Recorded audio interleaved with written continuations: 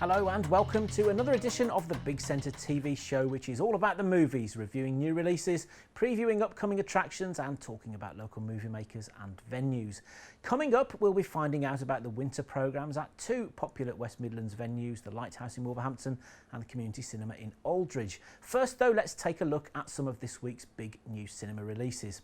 Now, young Saoirse Ronan, I say young, but the girl who won our Hearts in Atonement isn't actually quite as young as she used to be, is tipped for an Oscar for her performance in Brooklyn. She plays an Irish girl who sails over to America in the 1950s and finds romance and a new lust for life. But it's not long before her past starts to catch up with her. I'm away to America. My sister Rose arranged it. I can't buy you a future. I can't buy you the kind of life you need. But you'll come see me there one day. Yes. Passport, please. Step this way. Next, please.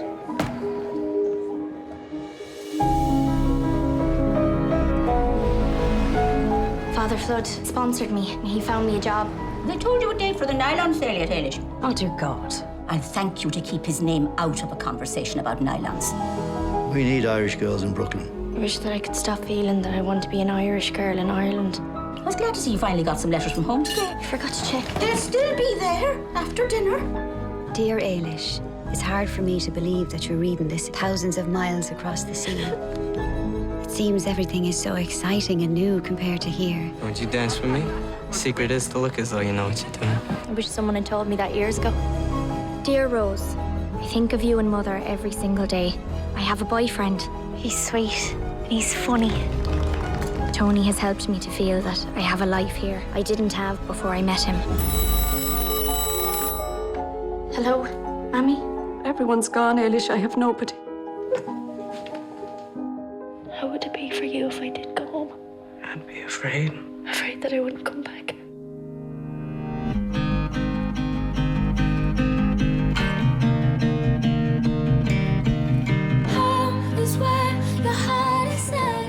Eilish, this is Jim Farrell. It's a great pleasure to meet you. We all want to hear what life in New York. You have beaches in Brooklyn. It's not the same. Is that Jim Farrell I saw? He's a catch for someone. I'd imagined a different life for myself. But your life here could be just as good. Better, even. Tony, I want you to know that I don't know what I want you to know.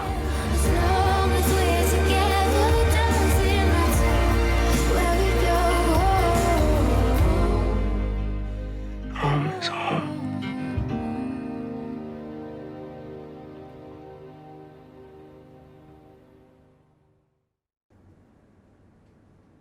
Fabulous cast, wonderful cinematography and an old-fashioned story about people. For me, a winning combination.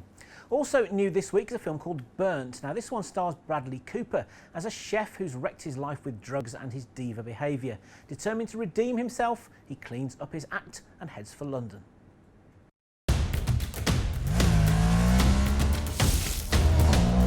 Adam Jones. One hoped you were dead. Mr. Jones, your credit card has been denied. If you try to start a new restaurant, there are at least a dozen people who will try to have you killed. I had a long time to think about what you did to me. It's okay. We were like brothers.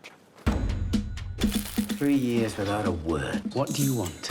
I want to make my kitchen the best in the world. Service! I found a cook. He doesn't know how good she is. I need you to come with me. Arrogant prick. Well, he's a chef. The resume's great. This lamb's fantastic. Would you work for me? Yeah. Would you work for me for nothing? Yeah, absolutely. You have a spare bedroom? You sure he's famous? He's a 2-star Michelin chef. To get even one Michelin star, you have to be like Luke Skywalker. You have a nice dress? I gotta go to this party, and you're the only girl that I know, so. If you manage to get 3, you're Yoda. Pretend you're my girlfriend. I was your girlfriend, you probably hold my arm. No, if you were my girlfriend, we would have gotten in an argument in the taxi. We wouldn't even be talking. What if he's Darth Vader? I want to make amends for Paris. What happened in Paris? I try to control everything. Cooking is an expression of who we are. We should be dealing in culinary orgasms. Remind me never, ever to discuss food with you in public. I don't know if I can do it. You can't do it alone. You're the best. The rest of us need you to lead us to places we otherwise wouldn't go. It's my daughter Lily's birthday. I want a cake. No, no cake. You're a chef. You can make cakes, right? Sure, there you go. Want to shout? Yes, but I bake great cakes. Good. I've had better. Really?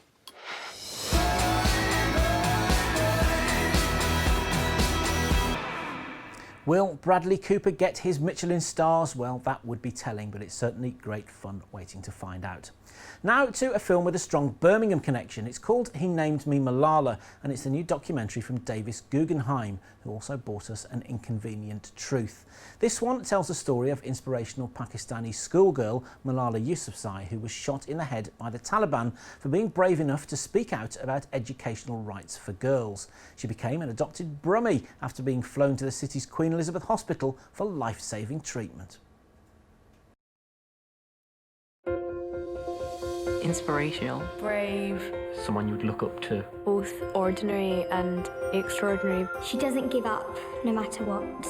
She's in acceptance of who she is. Malala means courageous. Tonight, Malala remains in intensive care. She was shot in the head for daring to suggest girls should go to school. The film was very eye-opening, very emotional. Malala was inspired by her father to fight for what she believed in. She had this idea, and she put this idea into action.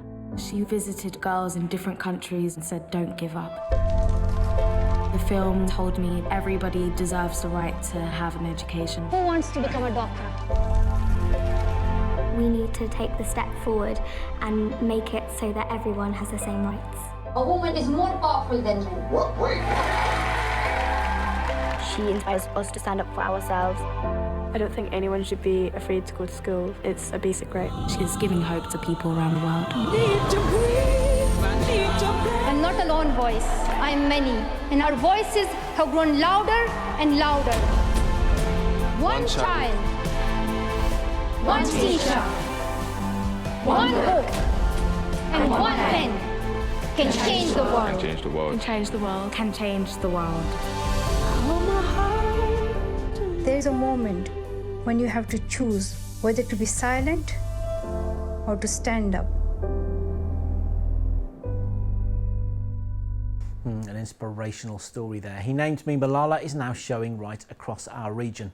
After the break, I'll be chatting with Julie Humphrey, who'll be telling us about some of the treats in store at two local venues, Aldridge Cinema and the Lighthouse in Wolverhampton. But we'll play you into the break with a look at another of this week's new releases, Paranormal Activity Ghost Dimension. We're told this is the final chapter of the horror series about houses haunted by sinister spirits. I have a feeling that we've heard all of that before. Katie, Christy, I want you to concentrate. Concentrate. I need you to concentrate. She's like in some sort of like trance state or something. They're inducing a trance. Where'd you get this? From a box of like 80 VHS tapes the old homeowners left in the basement. This tape is like 20 years old. Tell me what you see. I think I see two men. What are your names? Brian. Mike. We're the Fleege brothers. Brothers. Daddy, I can't sleep. What's going on? I hear noises in my room. You hear noises in your room? Okay, well, Daddy will go up and make sure everything's... Bless you. What the hell? You see that? We gotta find more of those tapes. Look at this camera. And there's like obviously something going on here. It's got all these knobs you can adjust. Oh my God. How do you hold that? Cool. So big. It's so big. This is weird. I'm seeing something, and there's this thing that I'm picking up with the camera. Who is that? I think this camera can see things you cannot see with the naked eye. This is so cool. I've heard of spirit photography before. I've just never seen it in person.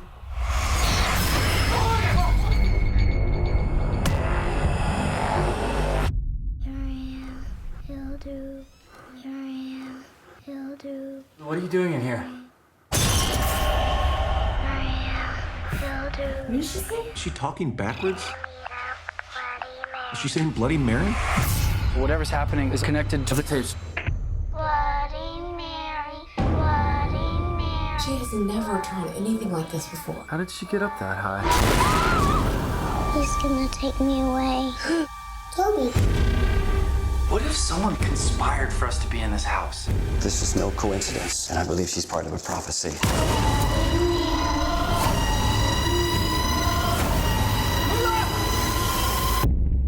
Mike, don't move. There's something behind you. He'll do. He'll do.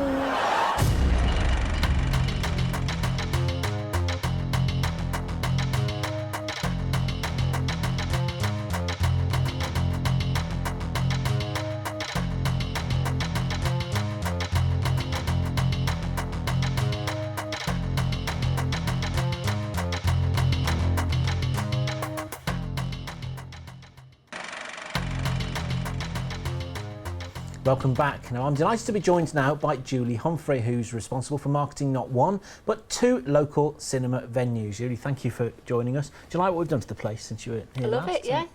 It's great. Some nice iconic movie images for you. Now, marketing one venue is an exciting enough task. So what's your involvement then in the Lighthouse and Aldridge Cinema as well? Well, Aldridge Cinema is actually, I'm part of a group that look at events in Aldridge, a new group called Aldridge Arts. And a few of us have got together that do various events around Aldridge, and Aldridge Cinema being one of them. And we've decided to work together to promote the sort of stuff that's going on in Aldridge. So yeah, I'm part of that group, Aldridge Arts. And so is that ramping up the number of films which will be available at the Aldridge venue then? 'Cause I mean, so it's shown films for some time. It's shown films for about the last year. It's on a Wednesday afternoon mainly, but the odd one on a Saturday matinee as well. I'm not sure if it'll increase the number of films, but certainly it'll put it out to a bigger audience that it's there, because it's a great little resource. It is. I know the venue, and just looking through the programme, you've got there's some pretty iconic films coming up between now and Christmas there. Yeah, it's great. I mean, it's quite different to Lighthouse, which has obviously got things on release, but it's great that it's things from this year. It's and you know, we've got things like things from Reach for the Sky, which is I think 1956. 1956. Kenneth More as Douglas Bader, isn't it? Yeah, that's right. That's a great one from Remembrance Weekend, isn't it? Yeah, right through to Mr. Holmes, which did really well for Lighthouse this year, so we know it'll do well for Aldridge Cinema. And then over Christmas, there's going to be some really great seasonal ones. It's a Wonderful Life, always does well. Still the greatest Christmas movie ever made, in my opinion. Yeah, it's going to be the black and white version. Wednesday the 23rd of December. White Christmas, An Affair to Remember. I'll give you the website for that one. It's www.aldridgecinema.co.uk. Tickets are only £5. The ones that aren't £5 are the Frozen specials. They're sing-alongs, isn't there? There's a two of those, the 5th and the 12th of December, is it? Yeah, 5th and the 12th of December. They're matinees, obviously, but they have the character events. So that one's £6.50, but you get a lot for your money. Well, some of the sing-along movie screenings. There was an outdoor one in Greece that I went to earlier. Not in Greece, of Greece. They're fantastic. They're a totally different atmosphere, aren't they? So yeah. So if you can get along and support that one, it's a lovely idea. Yeah. And so the big difference really between the Aldridge venue, as you say, and Lighthouse is that Lighthouse is getting the big films pretty much straight as they appear on general release. We've just Spectre still packing them in, is it? Yeah, we've got that till the 12th of November. Sellouts, you have to book for that. It's sold out again today. And then we've got obviously Star Wars coming on release as well, which is fantastic. And advanced ticket sales across the country almost crashed box office websites and all sorts, didn't it? That's right. So yeah, I think the main difference is obviously we're a 7 days a week cinema, whereas Aldridge is once a week and it's a community cinema. So but it's good to see, obviously if a film does well at Lighthouse, then it's good for Aldridge to see what did well because it's similar audiences. How do you choose what you show at Lighthouse then? Well, Kelly, who's our CEO, she's very involved with things like film festivals and things like that, and she's in lots of networks which sort of tell her which way to go, and she reads a lot about it, and we just got a really good feeling for what our audiences will go for. It's not always the big, noisy, effects-laden blockbusters, is it? Is it films with character-driven films? I think that's because, as you might know, Lighthouse is a charity, and as much as we'll show things like Bond and things like that, it's the films that we really feel will actually bring something new to somebody's life. So not something, all the Hollywood stuff that they're being perhaps spoon-fed. We'll perhaps throw some more independence in, like Doreen and things like that. And the Malala film will be shown from today, from Friday. And some of the others that we talked about in part one as well. You've got Brooklyn coming, haven't you? And Burnt as well, I see. So I think one of the other funny little differences with Lighthouse is it's quite quirky, and we talk to our audiences a lot. And so we have boxes of tissues when we've got sad films. So for Suffragette last week, we had the tissues out. For Brooklyn, you need the tissues for Brooklyn. We're going to you need the tissue boxes out. So. Talking of which, another film that I've seen coming up on your schedule, which I think looks great. I haven't seen it yet, but I suspect there might be a tissue or two needed for this one as well. It's called The Lady in the Van, and it stars Maggie Smith, who she just looks fantastic in this, doesn't she? Well, you might know that Maggie Smith played the same role on stage. Alan Bennett wrote the screenplay, wrote the play, which was originally, I think, 1999, the original play. And it is a true story about a lady who didn't have a house, she lived in a van, and she was parked on Alan Bennett's road, and he invited her to come and park on his drive when the neighbours were complaining, and she ended up staying for 15 years. As you do. As you do. Well, this opens at Lighthouse on the 20th of November. Let's have a look at Lady in the Van. You're not St. John, are you? St. John who? The disciple whom Jesus loved. No, the name's Bennett. An educated woman and living in a van. I'm studying incognito at Paris. But what? What were you studying? Music. The pianoforte. Last year she was in Gloucester Avenue, now it's our turn. Were you planning on staying long? Mr. Bennett, the ideal would be off-street parking. We were just saying how grateful she'll be. Yes. Put the van in your drive? Just till you sort yourself out.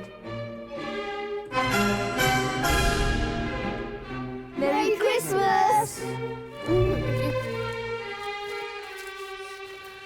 Shut the door! I'm a busy woman. I won a prize for painting. But it's all lumps, you have to mix it. I have mixed it, only I got some Madeira cake in it. Monet himself could not have done it better. Would you like to push me up the street? Not particularly, no. Looking especially lovely today, sweetheart. Don't sweetheart me. I'm dying, possibly. Chin up, love. We all got to go sometime. Smells like you already have.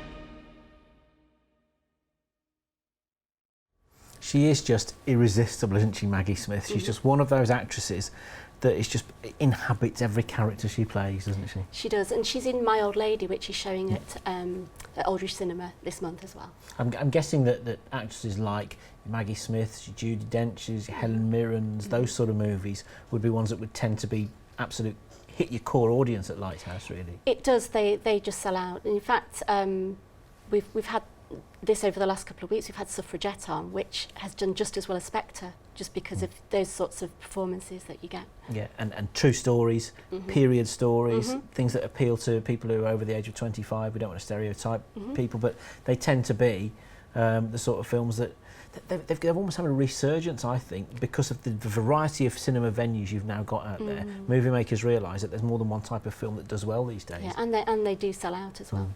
Right then, well that's over the next few weeks then, but talk to me about the C word, talk to me about Christmas. What have we got coming up in December? Well, in December we've got Carol coming up, which is Kate Blanchett.